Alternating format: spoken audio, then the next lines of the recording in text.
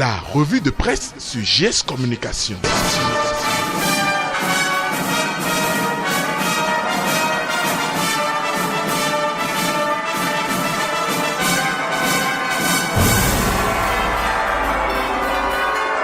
La revue de presse sur GS Communication.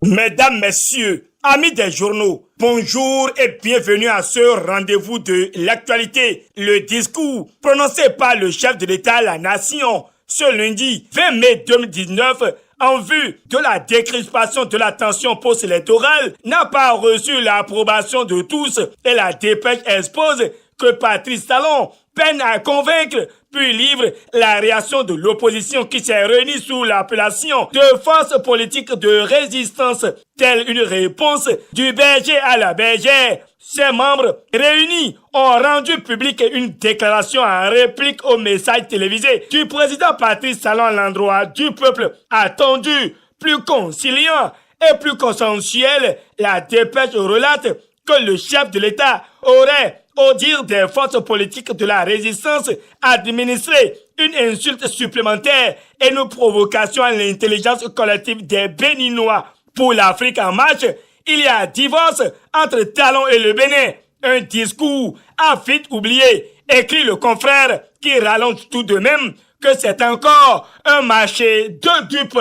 Toujours à propos du message à la nation, et l'Afrique en marche signale que l'opposition doute de la sincérité du chef de l'État et notifie qu'il n'y a pas de dialogue et de paix sans vérité et justice, indignation collective du peuple béninois souverain et la poursuite du combat. Tel est le titre de l'Audace Info, avant de préciser que l'opposition réclame l'annulation des législatives. Pour eux, un nouveau jour se lèvera bientôt sur le Bénin, surtout avec le coup de force électoral et la confiscation du pouvoir législatif au Bénin, conclut l'Audace Info. Suivant le Béninois libéré, après l'adresse du chef de l'État et en application de son esprit, le siège doit être levé chez Boni Yahi, alors que Matin Libre s'interroge sur ce qui n'a pas marché à l'Assemblée nationale 8e législature. Fraternité rapporte qu'il y a démission de tous les ministres députés,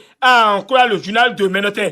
Le ministre Kako Maouillon a préféré le gouvernement, cédant ainsi sa place à son suppléant, Léon Ouessou. Il y a également le ministre des Sports, Osvaldo Meki, qui a laissé le Parlement au profit de Étienne Toniban, son suppléant. Pareil chez le ministre de la Défense, Alain Fortuné Nouati, qui a laissé son siège de parlementaire à son suppléant Gildas Agoncan. Fraternité précise également que les 5 présidents des commissions permanentes sont connus. Selon le Béninois libéré, il s'agit de Rachid Badamassi, Akena Tondé, Saba Ikate, Gérard Benochi et Orden Aladati. Même son de cloche par la nation. À sa suite, c'est Fraternité qui revient et mentionne que Rachid Badamassi retourne à la conférence des présidents, toujours au Parlement, et Fraternité termine en signalant que le président Louis Vlavonou nomme les membres de son cabinet et Vitali Boton est désormais en mission pour la République parce que, nommé selon le DAS Info, attaché de presse près le président de l'Assemblée nationale. C'est avec la réaction de l'Union sociale libérale sur le discours du chef de l'État à la nation que le nouvel observateur nous tient en haleine. Il aura lui-même reconnu qu'il y a eu des pertes en vies humaines causées par les lois qu'il a mises en place. Voilà les propos tenus par Joël Ajavon et rapportés par le nouvel observateur. En tout cas, l'Audace Info clame que l'Union sociale libérale pense que le Bénin mérite mieux et déjà, ces acteurs sont prêts à lui construire un autre avenir dans un dialogue souverain. Il rejette ainsi, selon l'événement précis, la main tendue de Patrice Talon qui aurait annoncé, suivant Quotidien le meilleur, des discussions constructives avec la classe politique. Apportant sa touche à l'actualité nationale, 5 minutes livre les réserves de l'opposition après le message de Patrice Talon qui lance un appel à la relecture des lois électorales. À quoi servira aujourd'hui une telle relecture? S'interroge le Canard qui explique que le président Talon appelle à ce date après son forfait du 28 avril 2019. 5 minutes rappelle qu'avant sa parodie d'élection législative, il avait une soixantaine de députés aux ordres. En ce moment, il refusait la relecture des lois drones qu'il fait voter les yeux fermés. Ce n'est pas aujourd'hui où il a installé son parlement privé sous la menace des armes et le terrorisme des populations qu'il le ferait, ont regretté l'ancien député Valentin Djanoté-Gossou et Léonce Mbadi, acteurs politiques depuis Paris. Par conséquent, ils exigent l'annulation des élections législatives organisées le 28 avril avec toutes les conséquences qui en découlent. Rallonge 5 minutes.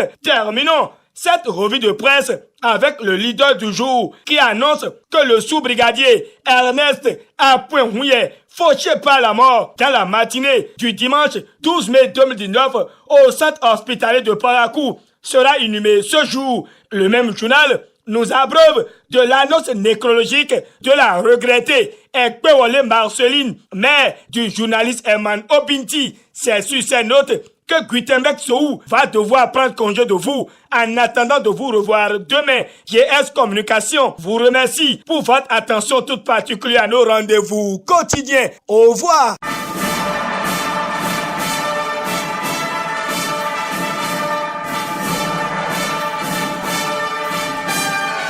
C'était la revue de presse sur GS Communication. Instant pub.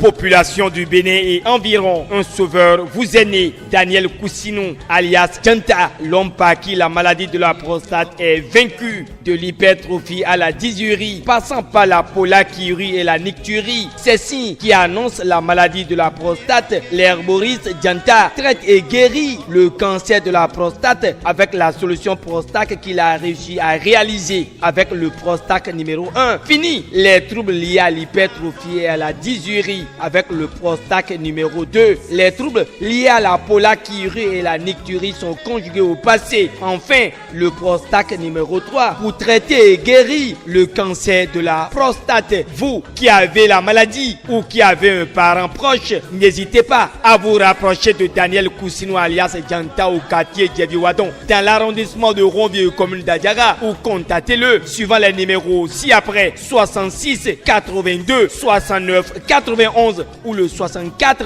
01 87 78. Avec la solution Prostac, la joie renaît dans les foyers et le couple retrouve sa raison d'être.